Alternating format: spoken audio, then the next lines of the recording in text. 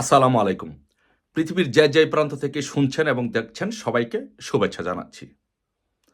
So ইউনুসকে একটি কথা বলতে চাই যে, সুদখোর মহাজন ইউনুস, আপনি হচ্ছেন এই বর্তমান যুগের, এই বর্তমান পৃথিবীতে নাম্বার 1 ফ্যাসিস্ট স্বৈরশাসক হচ্ছেন আপনি। আপনি এই একটা বাংলাদেশকে, এত সুন্দর একটা দেশকে আপনি আজকে ধ্বংসের দ্বার প্রান্তে, একদম খাদের কিনারায় নিয়ে গেছেন আপনি। সো তাই আপনাকে বলবো, আপনি রিয়ালিটি মেনে নেন। রিয়ালিটি মেনে আপনি পদত্যাগ করুন। আপনি এই দেশ ছেড়ে চলে যান। কারণ আপনার দিন শেষ। আপনি রিয়ালিটি মেনে নেন। আপনার পায়ের নিচে কোনো মাটি নেই। আপনি যে জঙ্গিবাদের উপরে, যে সন্ত্রাসবাদের উপরে দাঁড়িয়ে আপনি এই বাংলাদেশকে শাসন করতে চেয়েছিলেন, এই বিশ্ববাসী এবং দেশবাসী জেনে গেছে যে এই জঙ্গিবাদ দিয়ে বাংলাদেশে কি হবে। এই দেশবাসী অল্প সময়ের মধ্যে জেনে গেছে যে আপনার জঙ্গিরা বাংলাদেশে কি পরিমাণ নারীদেরকে দর্শন করছে, নারীদেরকে ছিনতাই, রাস্তাঘাটে চুরি ডাকাতি ছিনতাই করছে। এদেশের দেশবাসী জেনে গেছে। সো বর্তমানে আপনাকে 1% লোক, -1% লোক আপনাকে সমর্থন করছে না। সো আপনার দিন শেষ। সো আপনি রিয়ালিটি মেনে নেন, রিয়ালিটি মানার চেষ্টা করেন। আপনি টিভি দেখেন, সংবাদ দেখেন, নিউজ পেপার দেখেন, দেখে আপনি দেখেন যে বাংলাদেশের সার্বিক চিত্র কী। আপনি কাউকে বাংলাদেশে কথা বলতে দিচ্ছেন না। গতকালকে আমরা দেখেছি যে একজন সাংবাদিক, সে হাসনাত এবং সার্জিসকে শুয়োর বলেছে। তারা হেলিকপ্টারে করে আসিয়ার জানাজায় গিয়েছে। এই জন্য ওই সাংবাদিক তাদেরকে বলেছে ওই শুয়োরগুলো গেলেই কি না গেলেই কি। কতক্ষণের মধ্যে তাদের চাকরি চলে গিয়েছে। সো আপনি কি বোঝেন যে আপনি কত বড় ফ্যাসিস্ট? আপনি এই দেশের সাংবাদিকদের বাক স্বাধীনতাকে আপনি কিভাবে হরণ করেছেন? বাক স্বাধীনতাকে কিভাবে আপনি গলা টিপে ধরেছেন? আপনি কি একবার চিন্তা করে দেখেছেন? কারণ আপনি চিন্তা করে দেখেননি। কারণ আপনার সেই দেখার সময় আপনার নেই। এই দেশ নিয়ে আপনার কোনো ভাবনা, কোনো চিন্তা, কোনো কিছু নেই।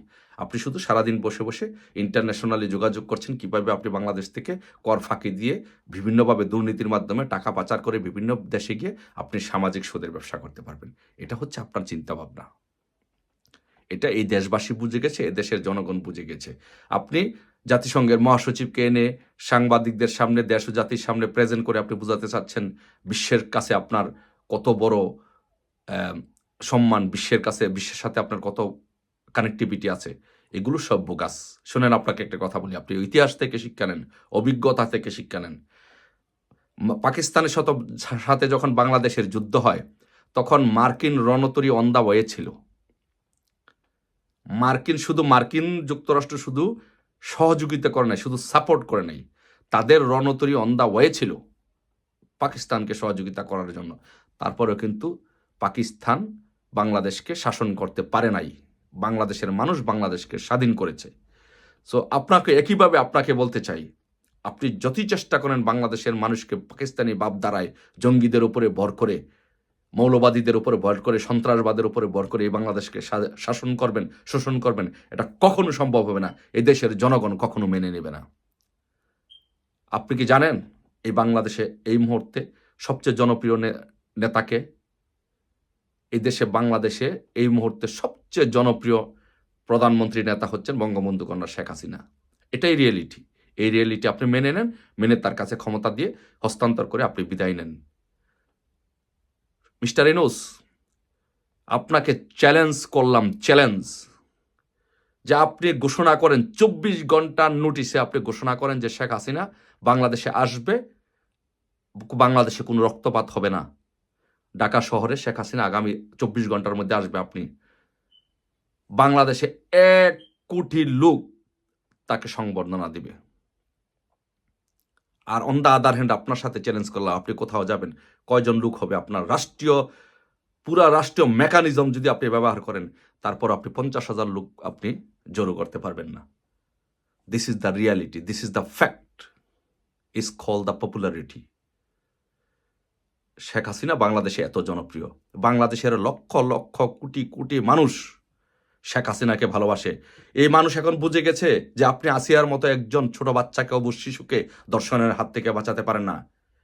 এই বাংলাদেশের জনগণ বুঝে গেছে যে আপনি নারী সমাজকে রক্ষা করতে পারেন নাই, নারীদের ইজ্জত রক্ষা করতে পারেন নাই, নারীদেরকে তাদের সম্ভ্রম রক্ষা করতে পারেন নাই। কিন্তু এই বাংলাদেশে বঙ্গবন্ধু কন্যা শেখ হাসিনা এক হাতে গোটা বিশ্বটাকে নিয়ন্ত্রণ করেছেন, আর এক হাতে বাংলাদেশের জনগণকে নিয়ন্ত্রণ করেছেন। বাংলাদেশের জনগণকে তার নিরাপত্তার চাদরে, তার ভালোবাসার মমতার নিরাপত্তার চাদরে পুরো বাংলাদেশের নারী সমাজকে সে আগলে রেখেছিল। তার ভালোবাসার চাদরে, নিরাপত্তার চাদরে বাংলাদেশের নারী সমাজকে ডেকে রেখেছিল। এটার নাম হচ্ছে বঙ্গবন্ধু কন্যা শেখ হাসিনা। এই জন্য বাংলাদেশের নারী সমাজ আজকে জেগে উঠেছে। বাংলাদেশের নারী সমাজের আজকে প্রত্যেকটা নারী সমাজ আজকে জেনে গেছে, বুঝে গেছে যে বাংলাদেশে বঙ্গবন্ধু কন্যা শেখ হাসিনা তাদের জন্য কি অমূল্য সম্পদ ছিল, কি রত্ন ছিল।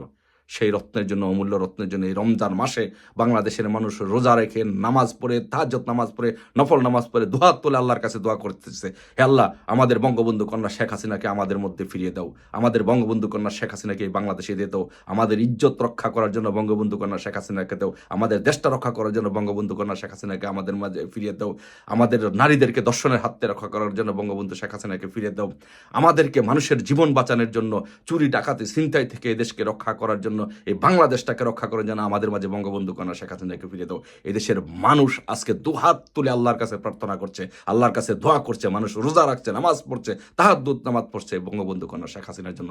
এটাই রিয়েলিটি, এটাই বাস্তবতা। এই বাস্তবতা, এই রিয়েলিটি মেনে ইনুস তুমি পদত্যাগ করো। বঙ্গবন্ধু কন্যা শেখ হাসিনার হাতে ক্ষমতা, সাংবিধানিক প্রধানমন্ত্রী বঙ্গবন্ধু কন্যা শেখ হাসিনার কাছে ক্ষমতা হস্তান্তর করে বিদায় নাও। যদি তুমি বিদায় নিতে পারো তাহলে তুমি জানে বেঁচে যাবে, আর যদি তুমি বিদায় নিতে না পারো তাহলে তুমি গণদোলার শিকার হবে।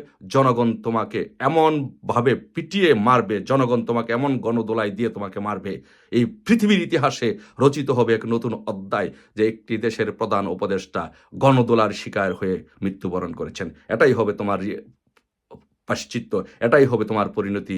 এই রিয়েলিটি যদি তুমি মেনে নিতে না পারো তাহলে তোমার অবশ্যই এই পথে তোমার জীবন যাবে। আর যদি তুমি সেই রিয়েলিটি মেনে নাও, পদত্যাগ করে বঙ্গবন্ধু কন্যা শেখ হাসিনার কাছে ক্ষমতা হস্তান্তর করে বিদায় নাও, সুদের ব্যবসা করো, that's good, we don't have any problem with that. But Bangladesh নিয়ে ছিনিমিনি খেলার চেষ্টা করো না। তুমি রিয়েলিটি মেনে তুমি পদত্যাগ করো। জয় বাংলা, জয় বঙ্গবন্ধু শেখ হাসিনাতে আস্থা।